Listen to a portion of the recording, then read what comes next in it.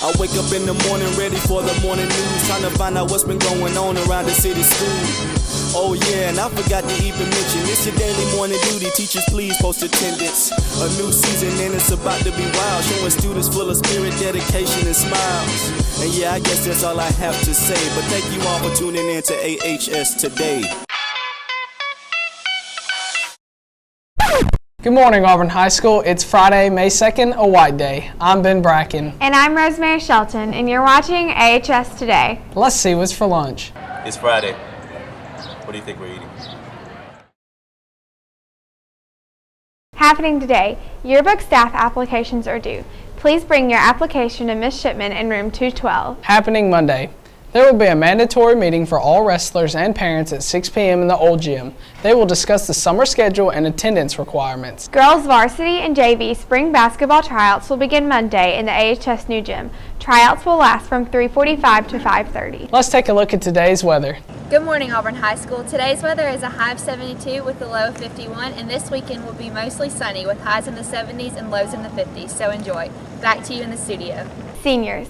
Senior t-shirts are still available. The cost is $10 and you can buy one from Mr. Yeager in room 9213. Please pay an exact change. And seniors, your final transcript request forms must be completed through Ms. Farrer in the counseling suite.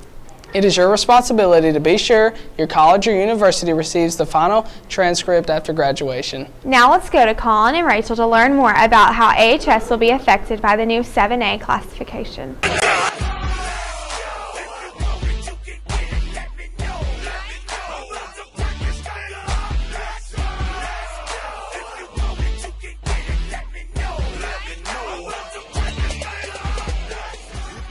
This week on sports, we're looking at the new 7A classifications. We interviewed multiple coaches to get an inside look.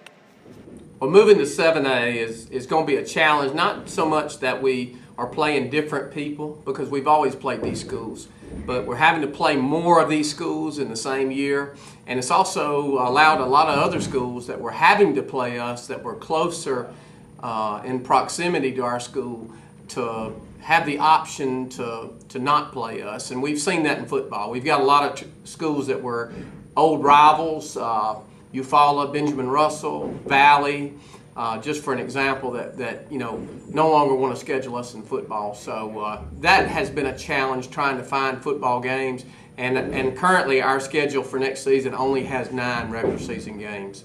So I found that to be difficult. Sure, 7A is going to make a big difference in high school sports, I think, because in our classification zone will be 32 teams. There's 6A where we're used to 64 teams, and they're in 6A. And I think it's going to hurt a little bit because we're losing a rival in Opelika, and there's not as many teams in it, so there's not as many rounds in the playoffs. So I think that's a big difference. And in my opinion, there's as many good 5A and 6A schools as there are 7A schools, so I'm not a real big fan of 7A. Well, I'm looking forward to being in 7A next year.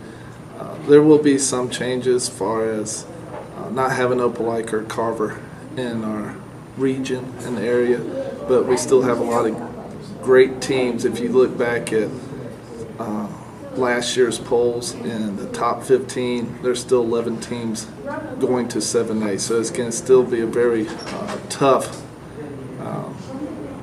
classification, but on the other hand, it does eliminate one of the rounds during the season. So instead of having 6 rounds, we'll now have 5 rounds, and so that would, in that case, that makes it easier. But as far as competition, we still have Central and Smiths in our area.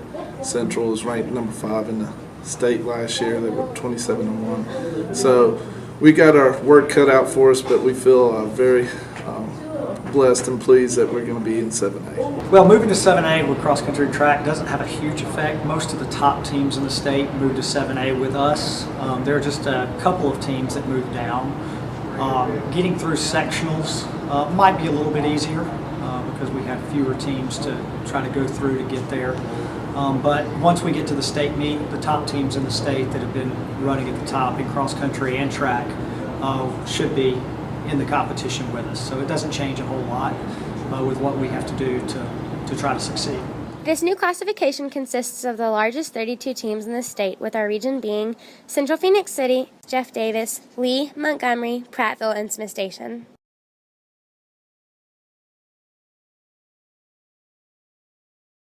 These new classifications begin in the 2014-2015 sports year. Back to you in the studio. Yearbooks will be arriving soon. If you would like a yearbook, please bring $75 to Miss Shipman in room 212. Only a limited number of copies are available, so be sure to reserve your copy before they run out. The deadline to register for next school year is next Friday. Your parents should have received a letter in the mail from Auburn City Schools regarding the new online registration process. If you have lost this letter, please contact the AHS Media Center. If you need computer access, please go by the AHS Library between 8 a.m. and 2 p.m. Tiger TV would like to congratulate the AG Mechanics team for placing first at the district competition. They qualified to compete at state in June. The quartet placed third, and Reed McGuire was high individual in the livestock contest. Great job, guys. Don't forget, parking applications are due today. And seniors, please remember to fill out the reunion form on the senior website. Thanks for tuning in. That's AHS Today. Please stand for the Pledge of Allegiance and observe a moment of silence.